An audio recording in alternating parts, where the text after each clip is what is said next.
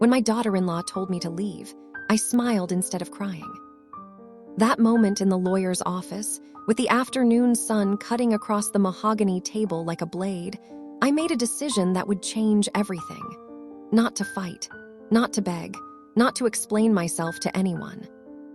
I just sat there, 68 years old, wearing a simple navy dress I'd bought on sale 3 years before, and I listened to my family divide up 47 years of marriage like they were splitting a restaurant bill. My name is Alina Marsh, but back then, everyone just called me Frank's wife. Frank Marsh built Marsh Construction from nothing. Started with a single pickup truck and a handshake in 1982. By the time he passed, his company had built half the shopping centers in 3 states, employed over 400 people, and made our family name mean something in every county from here to the Nevada line. But that day in the conference room, surrounded by leather-bound chairs and the smell of expensive cologne, I learned what that name really meant to the people I loved most. My son Derek sat at the far end of the table. 43 years old, sharp suit, phone placed just so beside his right hand like a weapon waiting to be used. He had Frank's jaw, Frank's confidence, Frank's way of looking at you like he was calculating something you couldn't see. Beside him, my daughter Pamela. She'd flown in from New York special for the reading. Her hair was perfect, her black dress was perfect, her expression was perfectly blank. She'd learned that from her father too. And next to them, Derek's wife, Courtney, she wasn't even mentioned in the will. But there she sat, eyes bright, watching everything like a hawk watches a field mouse. The lawyer's name was Mitchell. He'd worked for Frank for 30 years. I watched his mouth move as he read the document, and I heard the numbers falling like stones into still water. The main house, all 4 bedrooms, the pool, the land, to Pamela. 60% of the company shares, to Derek. The lake property, the collection of classic cars, the investment portfolios divided between them. Vacation homes in Palm Springs and Lake Tahoe, split evenly. I sat with my hands folded in my lap. I'd worn my mother's wedding ring instead of my own that day. I don't know why. Maybe because it felt safer, smaller, less like something they'd want to take. Frank and I had been married 47 years. We'd met when I was 21, working at a diner in Bakersfield, saving money for secretarial school. He'd come in every morning for 6 months before he asked me out. Black coffee, eggs over easy, toast dry, never varied. When he finally spoke to me, his hands shook. Big Frank Marsh, who could lift a 2x4 with one arm and negotiate a deal that would make grown men cry, couldn't keep his coffee cup steady asking me to dinner. That was the man I married. The man they were dividing up like leftovers. Mitchell cleared his throat, turned a page, adjusted his glasses. And for Alina Marsh, my beloved wife of 47 years, he read. I felt my heart stop, not because I expected much. I'd learned not to expect, but because Frank always said my name that way. Beloved, even when we were fighting, even when he worked 16-hour days and forgot our anniversary, even at the end when he couldn't speak anymore, he'd squeeze my hand and his eyes would say it. I leaned forward without meaning to. Mitchell paused, looked at me, looked away. I leave one item only, he read. My personal telephone, located in the safe of my home office. It must not be opened by force. If opened incorrectly, its contents will be permanently erased. Silence. Then Courtney laughed, just a little one, quickly covered with her hand. Derek smiled, shook his head. Classic dad, he said, still playing games. Pamela looked at me with something I couldn't name. Not pity, not cruelty, just nothing. Like I was a piece of furniture someone had forgotten to move. Mitchell cleared his throat again. Additionally, he said, Mrs. Marsh is granted 30 days from today to vacate the main residence, after which full ownership transfers to the primary heirs. 30 days. 47 years of marriage, 2 children raised, thousands of dinners cooked, hundreds of nights waiting up for a man who worked until dawn, countless sacrifices made without complaint. 30 days. I nodded. I didn't trust my voice. When Mitchell slid the safe key across the table, his fingers trembled slightly. Such a small thing, silver, cold. It fit in my palm like it belonged there. I stood up. No one else moved. "Mom," Pamela started. I kept walking. The hallway outside was all glass and chrome, reflecting the downtown Los Angeles skyline. Somewhere down there, people were buying coffee, hailing cabs, living ordinary lives. Down there, a woman my age might be walking her dog, or meeting a friend for lunch, or just sitting in a park watching children play. Down there, nobody knew that Alina Marsh had just been erased. I drove home with the key in my pocket, pressed against my thigh like a secret. Traffic was bad. It's always bad in LA.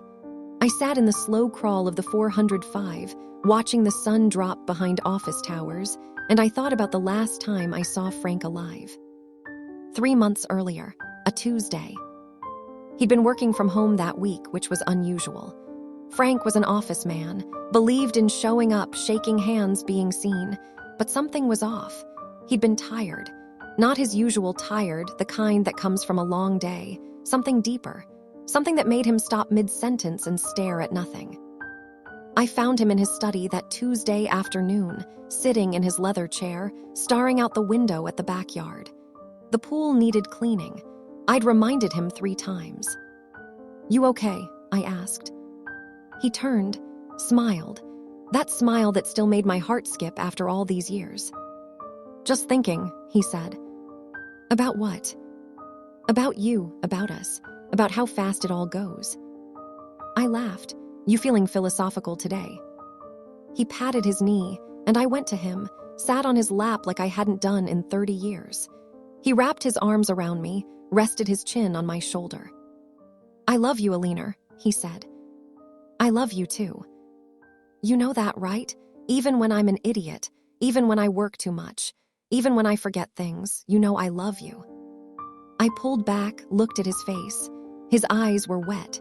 Frank Marsh, who never cried, not at his father's funeral, not when we lost our first house in the recession, not when Derek broke his arm in 3 places falling out of a tree. "What's wrong?" I asked. "Nothing's wrong. Everything's right. I need you to remember something." "What?" He touched my face so gently. "You're stronger than you think, stronger than anyone thinks, including yourself." I didn't understand then. I thought he was just being frank, being deep, being the man who read philosophy books late at night and tried to explain them to me over breakfast. "You're scaring me a little," I said. He laughed, that real laugh, the one that crinkled his eyes.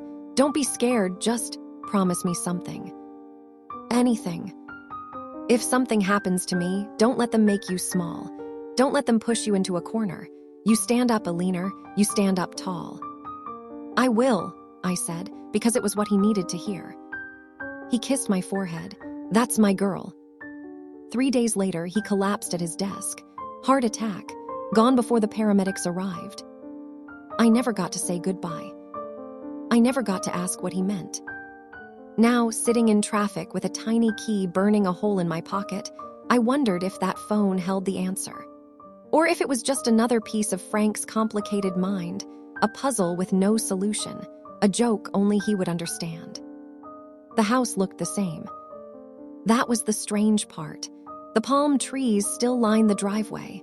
The fountain still bubbled in the courtyard.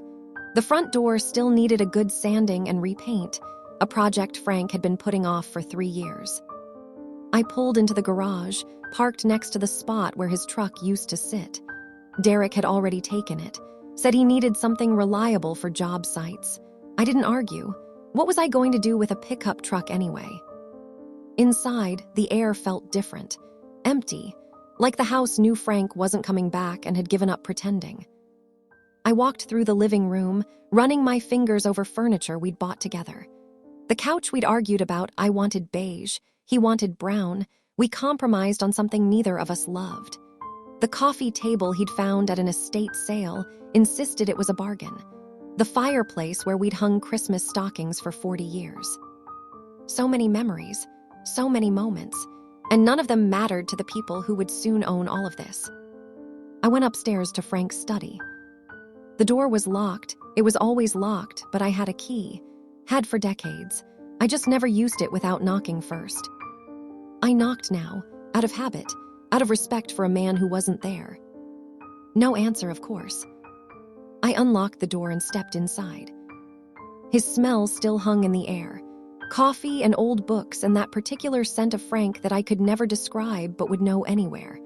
His reading glasses sat on the desk, right where he'd left them. A half-empty coffee cup stood beside them, the contents long since turned to sludge. I sat in his chair. It creaked under me, the same creak I'd heard 1,000 times when he shifted his weight.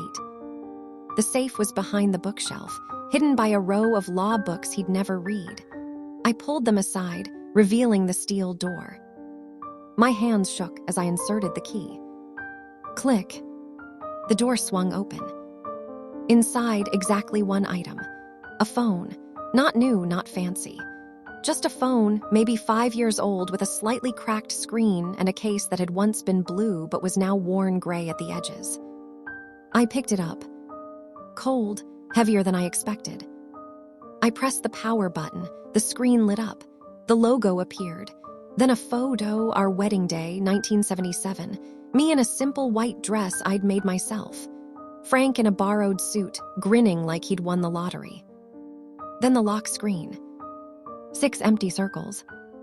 I tried our anniversary. Wrong. His birthday. Wrong. My birthday. Wrong. Derek's birthday. Wrong. Pamela's birthday. Wrong. Each wrong attempt made the phone vibrate gently, then display a message. Try again in 1 minute. I tried again after a minute, and again, and again. Nothing worked. I sat there in Frank's chair, holding his phone, surrounded by his things, and for the first time since he died, I cried. Not pretty tears. The ugly kind, the kind that come from deep down, from a place you didn't know existed until it cracks open. I cried for Frank. I cried for 47 years. I cried for the children who looked at me like a stranger. I cried for the woman I used to be, the one who had dreams and talents and a whole life ahead of her before she became Frank's wife. And when I was done crying, I looked at that phone, still locked, still silent, and I felt something new. Anger. Not at Frank, not at my children, at myself. For letting myself become small. For stepping back, year after year, until I disappeared. For believing that sacrifice was the same as love. I wiped my face, stood up straight, and made a decision. I would figure this out. Not for Frank. Not for the money I suspected might be hidden somewhere. For me, to prove to myself that I wasn't done yet. That at 68, Eleanor Marsh still had some fight left. 3 months earlier, at Frank's funeral, I'd stood alone. Not literally alone. The church was packed. People came from all over.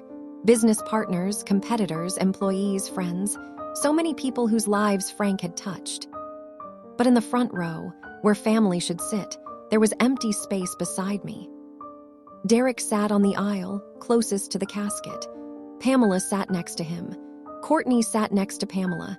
And I sat on the end like an afterthought, like someone who'd wandered in off the street. No one held my hand. No one leaned against me. No one whispered, "It's okay, Mom, I'm here." I watched them during the service. Derek's phone vibrated constantly. He'd glance down, read something, type a quick reply, then look up with an expression of appropriate grief. A performance, a very good one. Pamela cried. Real tears, I think. But she cried the way people cry when they're performing grief, when they want everyone to see how much they're hurting. She'd learned that from her father, too.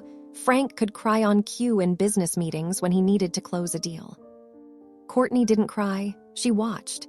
She watched Derek, she watched Pamela, she watched the mourners filing past. But mostly, she watched me. Like I was a variable she hadn't accounted for, a loose end that needed tying. After the service, at the reception, I stood by the punch bowl with a paper cup I never drank from. People approached, offered condolences, then drifted away to talk business. I heard snippets of conversation. Transition plan is solid. Derek will take over operations. Pamela's handling the West Coast portfolio. Courtney's already redecorating the main house. That last one made me look up. Courtney redecorating. My house. The house I'd lived in for 30 years. She was already planning changes before Frank was even in the ground. I found her by the dessert table, talking to a woman I didn't recognize. She saw me coming, smiled that perfect smile. "Eleanor," she said, "how are you holding up?" "I'm fine. I heard you're redecorating." Her smile flickered, just for a second. "Oh, just thinking ahead. The house needs updating. Derek and I will need space for entertaining once he takes over the company fully." "Of course," I said. "When do you plan to start?" She tilted her head, assessing me. "Is that a problem? I assumed you'd want to downsize anyway. A big house like that, so much upkeep. At your age, you probably want something smaller, easier to manage." At your age? I was 68, not dead, not incapacitated, just older. "I'll let you know when I'm ready to discuss it," I said. Courtney's eyes narrowed slightly, then smoothed. "Of course, no rush, we have plenty of time." But we didn't. We had 30 days, not that I knew it yet. That night after the reception, I sat alone in the big house, in the dark, and I wondered if Frank had seen this coming. If he'd known how quickly they'd move, how thoroughly they'd erase me.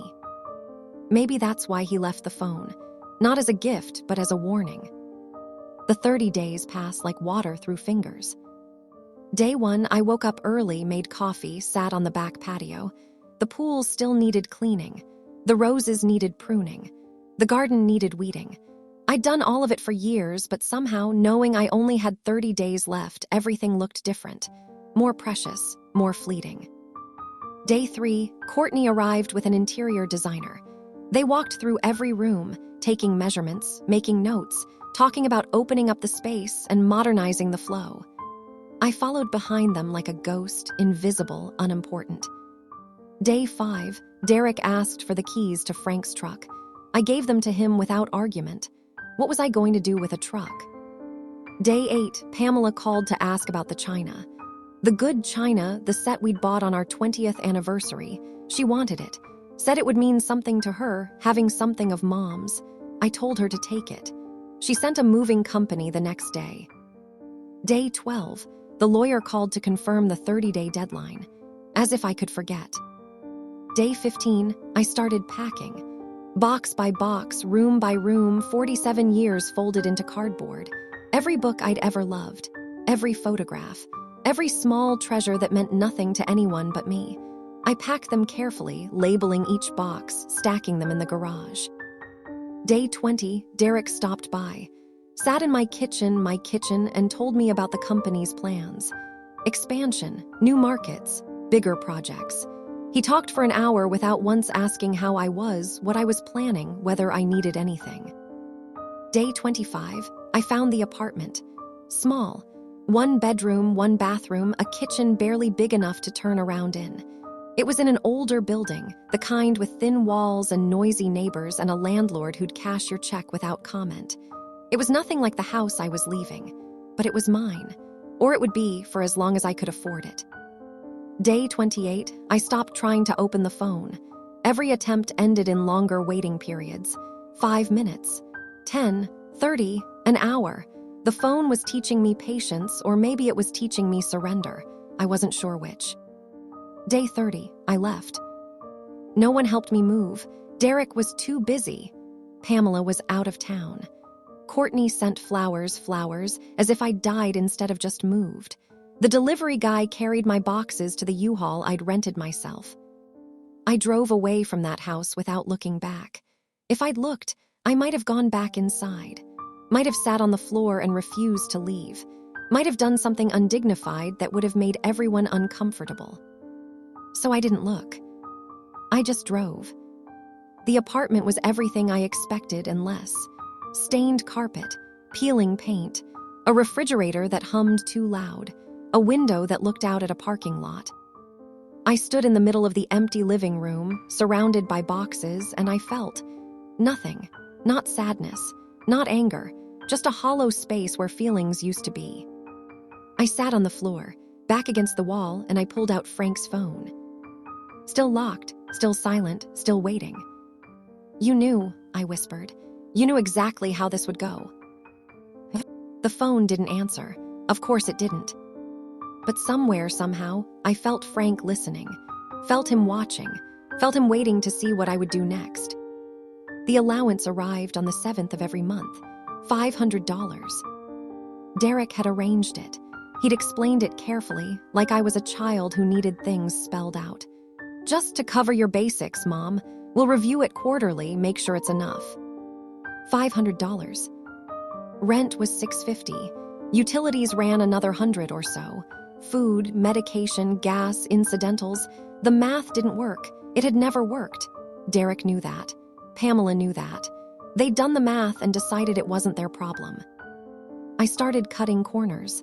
Medication first. I'd been taking blood pressure pills for years.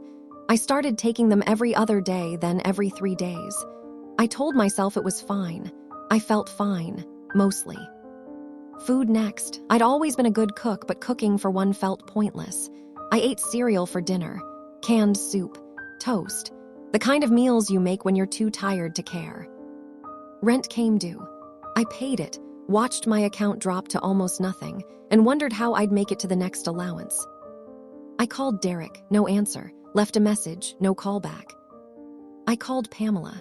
She answered, listened for 30 seconds, then said, "Mom, I'm in a meeting, I'll call you back." She didn't. I called the lawyer. He was unavailable. His assistant took a message. I sat in my tiny apartment in the dark.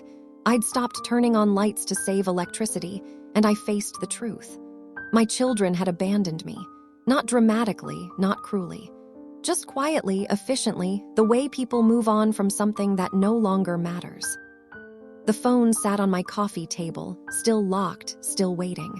I'd stopped trying to open it. What was the point? Another wrong attempt meant another waiting period. Hours now, sometimes a full day. The phone had become a symbol of everything I couldn't reach, everything I couldn't have. One night late, I picked it up and held it. "Frank," I said out loud, "I don't know what you wanted from me. I don't know what this is supposed to prove. But I'm tired. I'm so tired." The phone stayed dark. I gave everything to those kids. Everything. And they can't even return a phone call. Silence. "I miss you," I whispered. "I miss you so much it hurts." The phone vibrated gently in my hand. Not a notification, just a vibration, like it was acknowledging me. Like Frank was saying, "I hear you." I laughed, a sad, broken sound. "Now you respond after all this time." I put the phone down and went to bed. Tomorrow was another day. Another day of figuring out how to survive on nothing. Another day of being invisible. I hit bottom on a Tuesday. Not dramatically. Not with a bang. Just a Tuesday like any other, except I opened my wallet and found $23 and a coupon for a free coffee I'd never use. Rent was due in 4 days. I was short $200. My medication was gone. I'd been stretching it for weeks, but now the bottle was empty and I couldn't afford a refill. The refrigerator held half a loaf of bread, a jar of peanut butter, and an apple starting to wrinkle. I sat at my tiny kitchen table, looked at the life I'd ended up with, and I thought about giving up. Not suicide, nothing dramatic, just stopping trying, stopping hopping, stopping pretending that things would get better, accepting that this was it. This was the rest of my life. Small apartment, small money, small existence. I picked up Frank's phone, stared at the dark screen. "You wanted me to learn something," I said.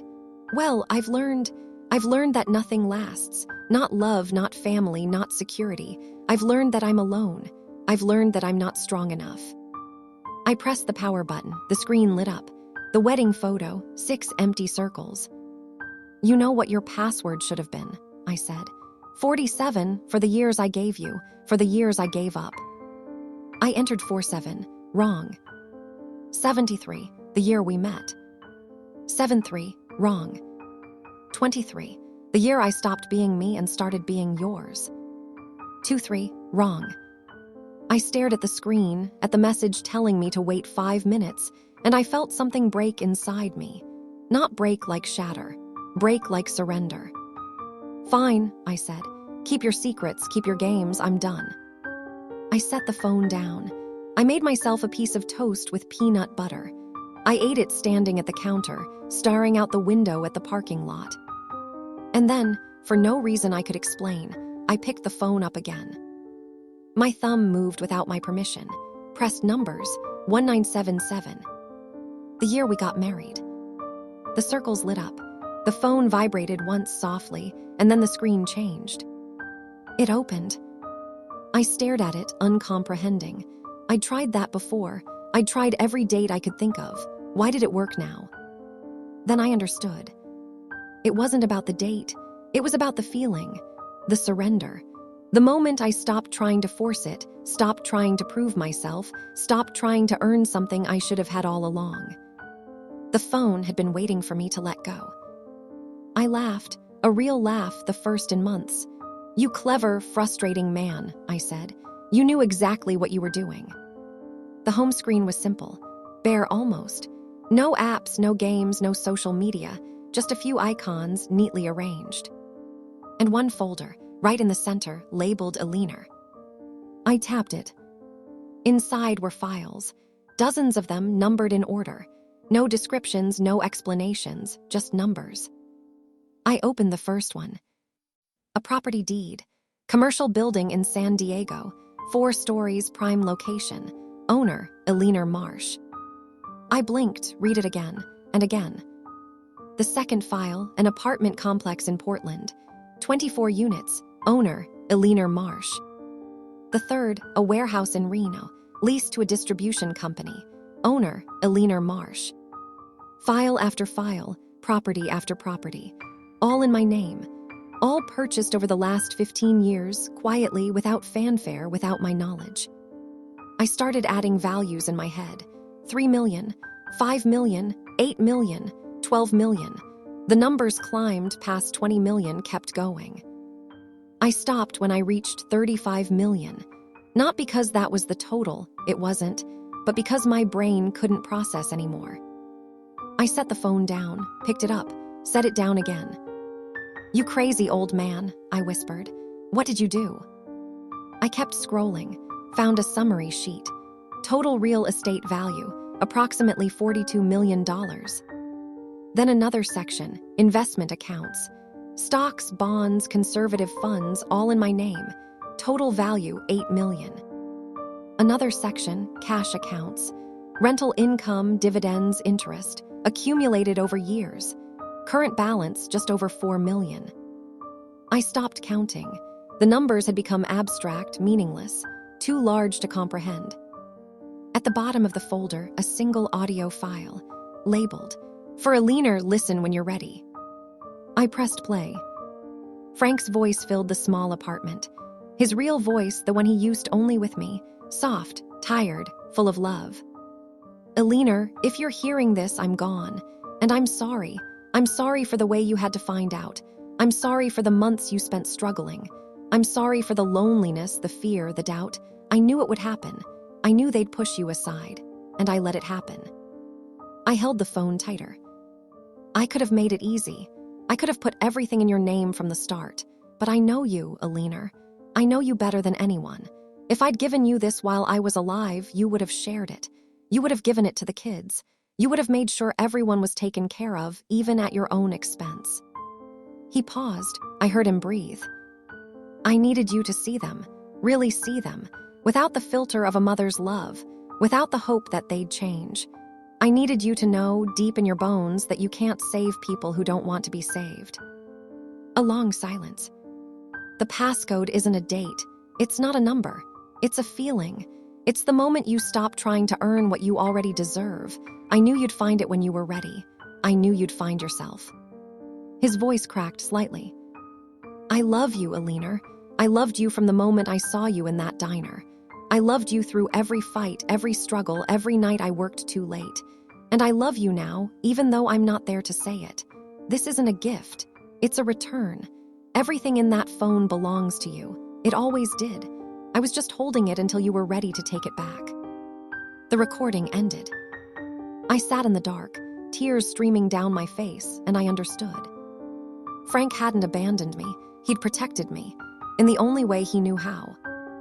The next morning, I woke up different. Same apartment, same parking lot outside, same noisy refrigerator. But something had shifted. The weight I'd been carrying, the weight of abandonment, of invisibility, of worthlessness, had lifted. I made coffee, real coffee, and drank it sitting by the window.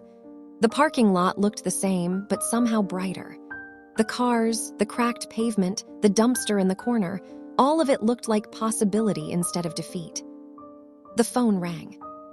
Not Frank's phone, my phone. The cheap one I'd bought at the drugstore. I looked at the screen. Derek.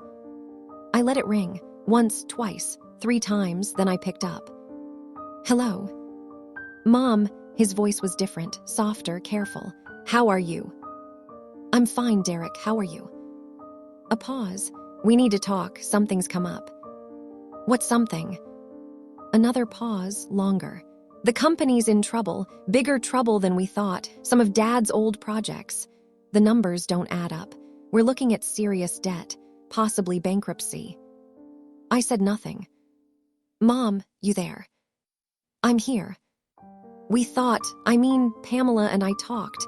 We wondered if Dad might have left something, some information, some accounts we don't know about. You have that phone he left you. Is there anything on it that could help? I looked at Frank's phone, sitting on the coffee table, at all those files, all those properties, all that money. There might be, I said. You'll help us, right? We're family. We have to stick together. I thought about the last 3 months, the unanswered calls, the allowance that didn't cover rent, the way they'd erased me from my own life. I'll think about it, I said. Mom. I said I'll think about it, Derek. I'll call you back. I hung up. The phone rang again immediately. Pamela. I let it go to voicemail. Then Courtney. Then Derek again. Then a number I didn't recognize, probably the company lawyer. I turned the phone off. Sat in the quiet, let myself feel what I was feeling. Not revenge, not triumph, just clarity. The kind that comes when you finally see the truth without filters, without excuses. They hadn't called to check on me. They hadn't called to apologize. They hadn't called because they missed me, or loved me, or cared whether I was alive or dead. They'd called because they needed something. And I had it. 2 days later, I drove to Pasadena. The address was in an old neighborhood, the kind with big trees and quiet streets and houses that had been there for 100 years. Number 214 was a craftsman bungalow, painted pale yellow, with a porch swing and flower boxes and a cat sleeping in the sun. I parked across the street and sat for a minute, gathering myself. Then I walked up the path and knocked. The man who opened the door was older than I expected. White hair, gentle eyes, wire-rimmed glasses. He wore a cardigan and slippers, like someone's favorite grandfather. "Alina," he said, "I've been expecting you." "Thomas Reed." He smiled. "Come in, we have a lot to talk about." The inside of his house was warm and cluttered. Books everywhere. Photographs on every surface. The smell of coffee and old paper. We sat in his living room, on a couch that had seen better decades. He brought coffee in mismatched cups. "Frank talked about you often," he said. "You were his anchor, his compass. He said you kept him human." I laughed softly. That's not how I felt most of the time. Frank was complicated. He knew that. He spent a lot of years trying to be what the world wanted him to be. But you were the only person he could be himself with. I sipped my coffee. "You knew about the phone." "I knew about everything. That was my job. Frank didn't trust lawyers. Too many of them had tried to take advantage over the years. But he trusted me. We grew up together. He knew I'd never hurt him or you." "Then you know what's on it." "I do, and I know you've seen it. The question is, what do you want to do now?" I set my cup down. "Derek called. The company's in trouble. They want my help." Thomas nodded slowly. "I know, I've been watching. The company was built on debt, Alina. Frank knew that. He kept it afloat through sheer force of will. When he died, the whole thing started crumbling. So the kids inherited a disaster. They inherited what they wanted, the shiny parts, the parts that looked good from the outside. Frank made sure the real value, the solid, stable, debt-free value, went somewhere else. To me. To you, he leaned forward. Eleanor, Frank built that company from nothing, but he also watched it change him, watched it turn him into someone he didn't always recognize. He didn't want that for you. He didn't want you to spend your last years fighting the battles he'd spent his whole life fighting. What does he want me to do? Thomas smiled. That's the beautiful part. He doesn't want you to do anything. He wants you to choose. For the first time in your life, really choose. Not what's expected, not what's easiest, not what makes everyone else happy, what you want. I sat with that for a long moment. I don't know what I want, I admitted. I've spent 47 years being Frank's wife, being Derek and Pamela's mother. I don't know who I am without those labels. You're Eleanor Marsh. You're an architect who gave up her career to raise a family. You're a woman who kept a household running for decades without thanks or recognition. You're someone who survived being erased by the very people she loved most. That's not nothing. That's everything. I felt tears prick my eyes. You make it sound like I'm strong. You are strong, you just forgot. Frank knew you'd remember if you had to. That's why he set it up this way. Not to punish the kids, though that was a side effect. To remind you of who you are. I went home that night and sat with Frank's phone for a long time. I opened the files again, looked at the properties, the accounts, the numbers, realized I still didn't fully understand how much money this was. $42 million in real estate, $8 million in investments, $4 million in cash, more than $50 million all in my name. I could do anything with it, anything. I could save Derek's company, throw money at the problem, watch it disappear. They'd love me again. They'd call. They'd visit. They'd pretend the last 3 months never happened. I could do nothing. Let the company fail. Let them learn the lesson Frank had tried to teach. I could give it away. To charity, to causes I believed in, to people who actually needed help instead of just wanting more. I could use it to live, really live. Travel, maybe. See the places I'd only read about. Finally take that painting class I'd always wanted. Reconnect with the woman I used to be. I didn't know what to choose. So I did the only thing that made sense. I waited. Days passed. The calls kept coming. Derek, Pamela, Courtney, the lawyer. I didn't answer. I let them leave messages, watched the numbers pile up, felt the urgency growing in their voices. Mom, please call back. This is serious. Eleanor, we need to talk. The situation is getting worse. Mom, I'm sorry. I'm so sorry for everything. Please just talk to me. The apologies came last, always last, after everything else had failed. I didn't respond. Instead, I started doing small things. I bought groceries without counting every dollar. I filled my medication prescription. I paid my rent early, watched the landlord's surprise when I handed over the full amount. I walked every morning, through the neighborhood, past houses I'd never noticed before. Said hello to neighbors I'd never spoken to. Sat on a bench in a small park and watched children play. Little by little, I started to feel like myself again. Not Frank's wife. Not Derek and Pamela's mother. Just Eleanor. 17 days after I opened the phone, I agreed to meet. Derek chose the place. A restaurant downtown, expensive, the kind of place Frank used to take clients. I wore a simple dress, no jewelry, no pretense. I arrived early, sat at a table by the window, watched the city move outside. They came together. Derek, Pamela, Courtney. 3 people who'd written me off, now sitting across from me with careful expressions and nervous eyes. Mom, Pamela reached for my hand. I let her take it, felt nothing. Thank you for coming. Thank you for inviting me. Derek cleared his throat. We know things have been difficult. We know we haven't been there for you the way we should have. We want to fix that. I nodded, waited. The company is in bad shape, Courtney said. She'd never been one for subtlety. We're looking at bankruptcy within 6 months if we can't find capital. That's unfortunate, I said.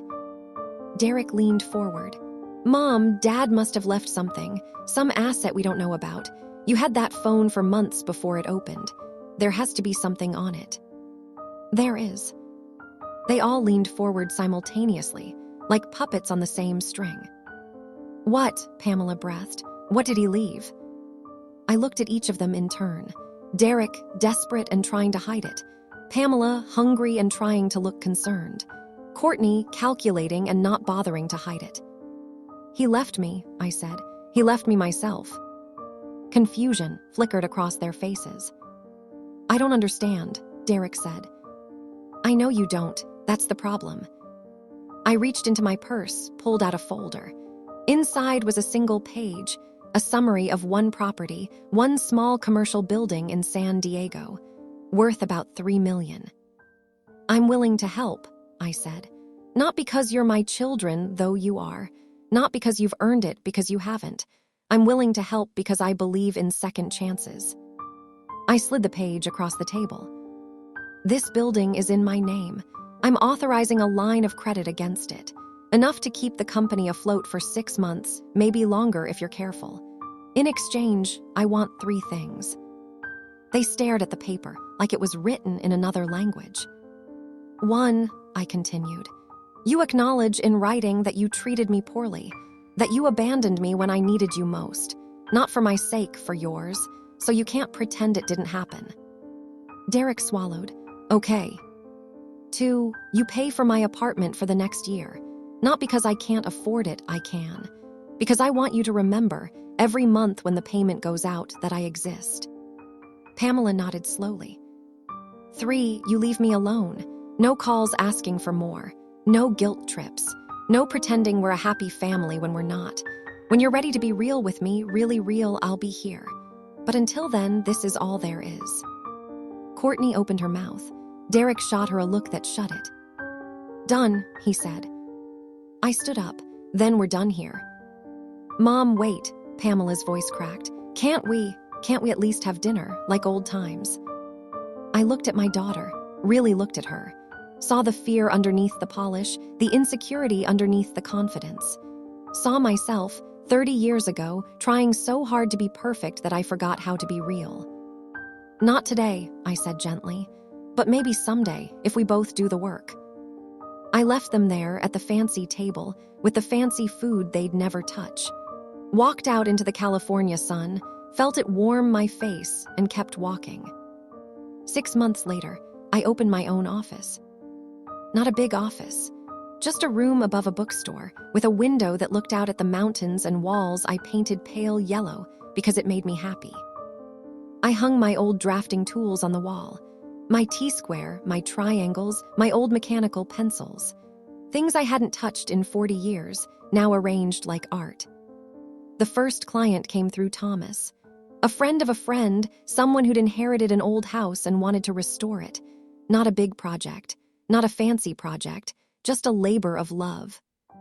I drew for weeks, sketched and erased and sketched again.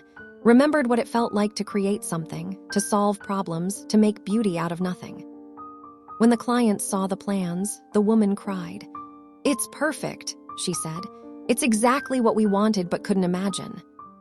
I smiled, and for the first time in longer than I could remember, the smile was real. Work came slowly after that.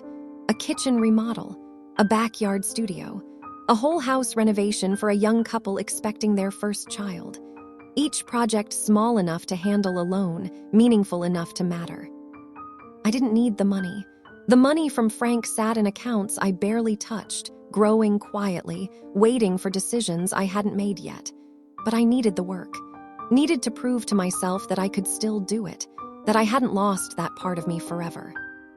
Derek called every month, brief calls checking in. We didn't talk about the company. I knew from Thomas it was stable now, smaller but solid. We talked about small things, the weather, his garden, a book he'd read. Pamela came to visit once, sat in my little office, looked at my drawings, said, "I didn't know you could do this." "There's a lot you don't know about me," I said gently. She nodded. "I'd like to learn if you'd let me." I made tea. We sat by the window and talked for hours. Not about the past, not about blame, just about now. About her life in New York, about my new projects, about small things that added up to something real. It wasn't forgiveness. Not yet, it was a start. I turned 70 on a Tuesday. No fanfare, no party, just me, waking up in my small apartment, making coffee, watching the sun rise over the parking lot. The phone rang at 8. Derek. We talked for 20 minutes, a record. He told me about a new project he was working on, something he was excited about. I listened, asked questions, felt something shift between us. Pamela called at noon. She'd sent flowers, real ones, not the funeral kind. Purple irises, my favorite. We talked about her plans to visit next month, about a man she was dating, about nothing important and everything that mattered. Thomas came by in the afternoon with a bottle of wine and a book of poetry he thought I'd like. We sat on my tiny balcony, watched the city spread out below, and talked about Frank. The good memories, the hard ones, the complicated man we'd both loved. In the evening, I was alone.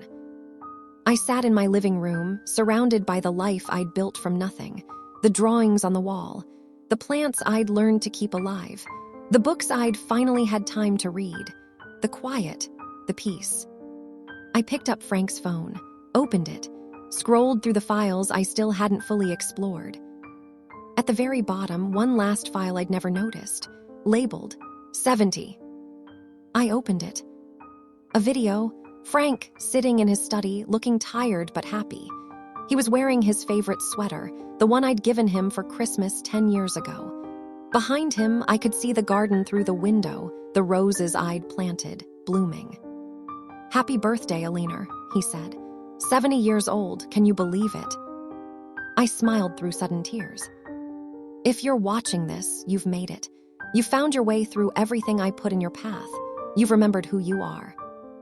He leaned closer to the camera. I know I wasn't easy to live with. I know I made mistakes. I know I let work take too much, let the world shape me into someone harder than I wanted to be. But through all of it, you were there. You were the constant, the home I always came back to. He wiped his eyes. I don't expect you to forgive me for the way things ended. I don't expect you to be grateful for the struggle. I just hope you understand I did it because I believed in you. I believed you were stronger than anyone knew. I believed you could rise. A long pause. You did, didn't you? You rose. I nodded, even though he couldn't see me. I love you, Alina. I loved you from the first moment I saw you in that diner, and I love you now wherever I am. Happy birthday. Go live, really live, for both of us. The video ended. I sat in the quiet, tears streaming, heart full. Then I stood up, walked to my drafting table, and pulled out a new piece of paper. I had a project due tomorrow. A little house for an old woman who wanted to age in place, wanted to stay in the neighborhood she'd lived in for 50 years. Nothing fancy. Just smart design, thoughtful details, a space that would hold her memories and her future. I started drawing. Outside, the city hummed with evening life. Inside, I was exactly where I belonged. It's been 2 years since that birthday. 2 years since I opened Frank's phone and found myself. I'm 72 now. My hair is grayer. My hands are a little stiffer, but my eyes are clearer than they've ever been. The office is doing well. Small projects, good clients, work that matters. I don't take everything that comes my way. I've learned to say no, to protect my time, to choose what feeds my soul instead of just my bank account. Derek and I have dinner once a month. Real dinners, not obligations. We talk about his work, my work, the world, nothing. Sometimes we talk about Frank. Sometimes we just eat in comfortable silence. It's not perfect, but it's real. That's enough. Pamela moved back to California last year. She's seeing a therapist, working on herself. She comes to my office sometimes, sits in the corner with a book while I draw.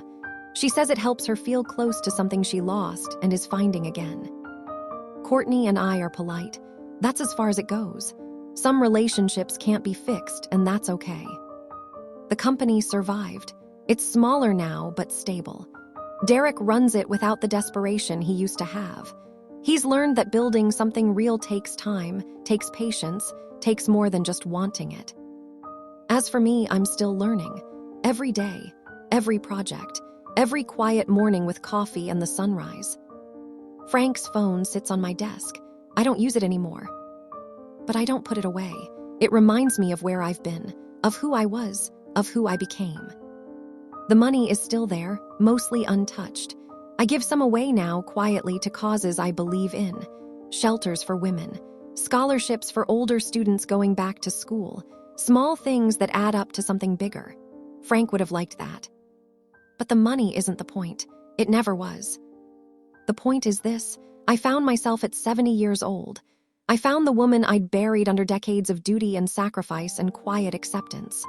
She was still there, waiting. A little dusty, a little scared, but still there.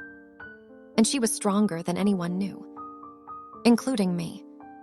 If you're listening to this, wherever you are, whatever your age, whatever your story, I hope you know that it's never too late. Never too late to remember who you are. Never too late to stand up. Never too late to choose yourself. You don't need a locked phone or a hidden fortune. You just need one moment of clarity, one moment of courage, one moment when you decide that you matter. That moment changed everything for me. Maybe it can for you too. Thank you for listening to my story. If it touched you, if it made you feel something real, I'd be honored if you'd share where you're listening from. Leave a comment, just a word, just a place. It helps me know I'm not alone and helps you know you're not either. Take care of yourself, be gentle with your heart, and remember you're stronger than you think. This is Alina Marsh, and for the first time in my life, that's exactly who I am.